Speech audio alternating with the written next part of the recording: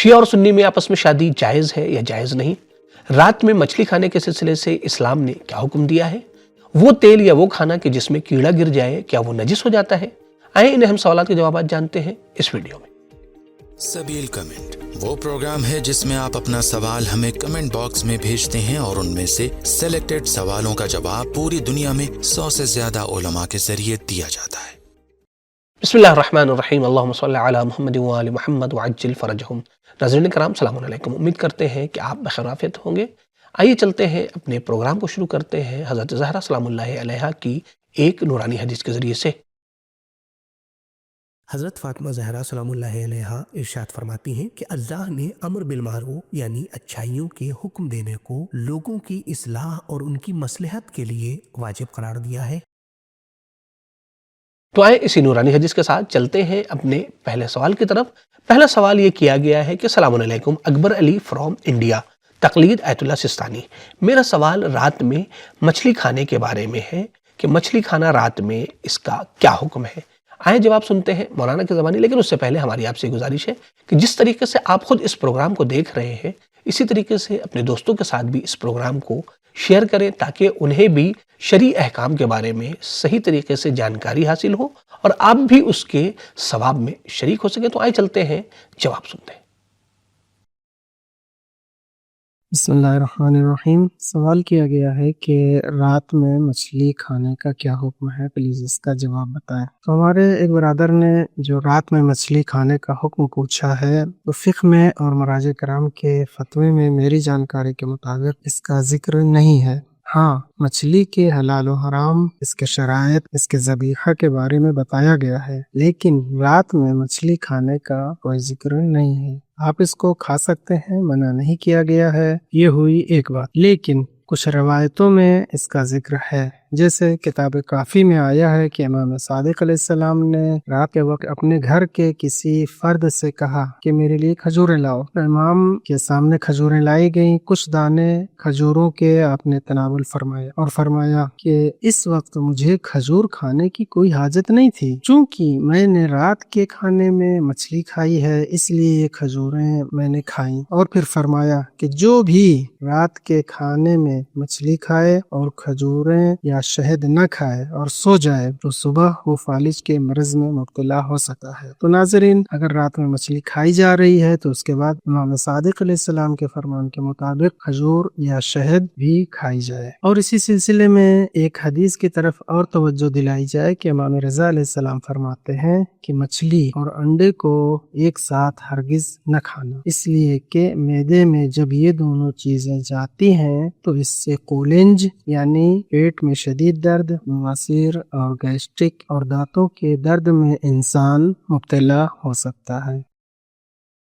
مومنین کرام، اگر آپ سبیل میڈیا گروپ کو سپورٹ کرنا چاہتے ہیں تو پیٹریون کے ذریعے سے منتھلی ممبرشپ حاصل کر سکتے ہیں۔ پیٹریون کے لنک ڈسکرپشن میں موجود ہے۔ ساتھ ہی ساتھ آپ خمس کی رقم کے ذریعے سے بھی سبیل میڈیا گروپ کو سپورٹ کر سکتے ہیں۔ ایت اللہ سستانی حفظہ اللہ اور ایت اللہ خامنئی حفظہ اللہ دونوں مراجع کرام کے خمس کا اجازہ سبیل میڈیا گروپ کے پاس موجود ہے، اور آپ کو معلوم ہے کہ سبیل میڈیا گروپ جتنے بھی پروگرام آپ کی خدمت میں پیش کرنے کی سعادت حاصل کر رہا ہے وہ آپ مومنین کے سپورٹ اور تعاون سے، لہٰذا خود بھی سپورٹ کریں، دیگر دوستوں اور مومنین کو بھی سپورٹ کرنے کے لیے دعوت دیں۔ تو آئیں چلتے ہیں اپنے اگلے سوال کی طرف۔ اگلا سوال یہ کیا گیا ہے کہ اگر کھانے میں کیڑا گر جائے یا کھانا بناتے وقت تیل میں کیڑا گر جائے تو ایسی صورت میں وہ مر بھی جا رہا ہے تو کیا تیل یا کھانا نجس ہو جائے گا؟ اسے نہیں کھانا چاہیے یا ہم اس کھانے کو کھا سکتے ہیں؟ حکم شریعت کیا ہے؟ ضرور بتائیے گا۔ آئیں جواب سنتے ہیں مولانا کی زبانی۔ بسم اللہ الرحمن الرحیم۔ اگر شرعی اعتبار سے دیکھا جائے تو ہر وہ جانور جو خون جہندہ نہیں رکھتے ہیں، یعنی ان کو ذبح کرتے وقت ان کا خون اچھل کر نہیں نکلتا ہے، تو وہ سارے جانور پاک ہیں۔ لہٰذا اگر مکھی، مچھر یا دوسرے چھوٹے کیڑے کھانا، پانی، روغن یا دوسرے کسی چیز میں گر جائیں تو وہ ان چیزوں کو نجس نہیں کرتے ہیں، اور آپ اس مکھی، مچھر یا کیڑے کو نکال کر اس چیز کو استعمال کر سکتے ہیں۔ ہاں، اگر یہ یقین ہو جائے کہ مثلاً مکھی یا کیڑا کسی نجس چیز پر بیٹھا تھا اور وہ نجاست اس کھانے کی چیز میں بھی لگ گئی ہے تو پھر وہ کھانے کی چیز بھی نجس ہو جائے گی۔ البتہ اگر طبی اعتبار سے دیکھا جائے تو کیڑے اور مکھی وغیرہ میں بیکٹیریا پایا جاتا ہے، لہٰذا حفظان صحت کے تحت بہتر ہے کہ اس طرح کے کھانے کی چیزوں کو استعمال نہ کیا جائے۔ ناظرین کرام، اگر آپ کے ذہن میں کوئی شرعی سوال موجود ہے تو آپ یہیں کمنٹ باکس میں اپنے سوالات کو پوچھ سکتے ہیں، یا پھر آپ ہمارے دیے گئے واٹس ایپ نمبر پر بھی اپنے سوالات کو پوچھ سکتے ہیں۔ ٹیم کی پوری کوشش یہ ہوتی ہے کہ آپ کے سوالات کے جوابات جلد سے جلد آپ تک پہنچائیں۔ اگر کبھی تاخیر ہوتی ہے تو اس کی وجہ یہ ہوتی ہے کہ آپ کے سوالات کو علماء ٹیم تک بھیجا جاتا ہے یا مرجع وقت کے دفتر سے استفتاء کیا جاتا ہے، اس وجہ سے تاخیر ہو جاتی ہے، لہٰذا تھوڑا سا صبر کیا کریں۔ ٹیم کی پوری کوشش ہوتی ہے کہ جلد سے جلد جواب پہنچایا جائے۔ تو آئیں چلتے ہیں اپنے آخری سوال کی طرف۔ آخری سوال یہ کیا گیا ہے اور بہت ہی اہم سوال ہے کہ میں ایک ایسے لڑکے سے شادی کرنا چاہتی ہوں جو شیعہ نہیں ہے، سنی ہے، تو کیا میرے لیے جائز ہے کہ میں اس سے شادی کروں؟ وہ ہمارا خیال بھی بہت رکھتا ہے، ہماری دوست یہ کہتی ہے کہ یہ جائز نہیں ہے، حرام ہے ایسا رشتہ اور ایسی شادی۔ تو اس سلسلے سے آیت اللہ سستانی حفظہ اللہ اور آیت اللہ خامنئی حفظہ اللہ دونوں کا فتویٰ ضرور بیان کیجیے گا۔ آئیں جواب سنتے ہیں مولانا کی زبانی۔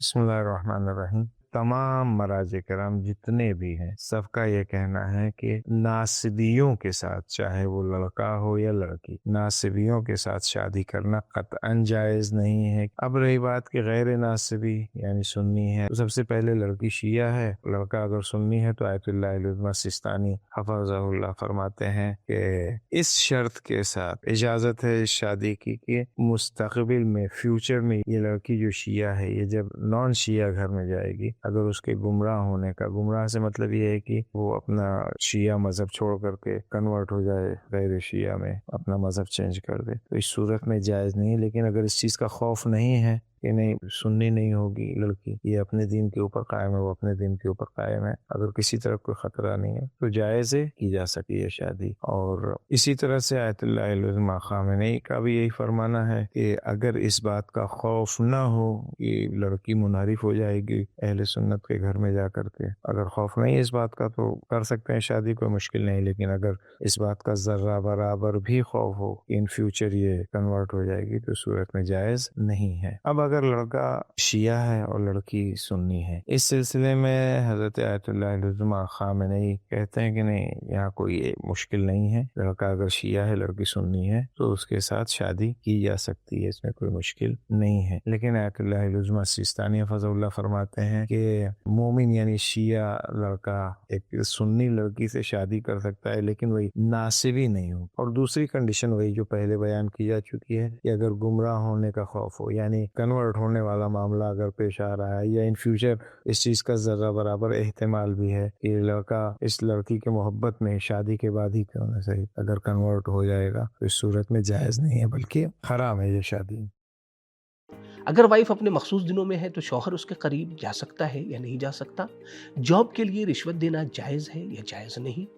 مرد اور عورت ایک ساتھ ایک جگہ پر نماز پڑھ سکتے ہیں یا نہیں پڑھ سکتے؟ آئیں ان سوالات کے جوابات جانتے ہیں اس ویڈیو۔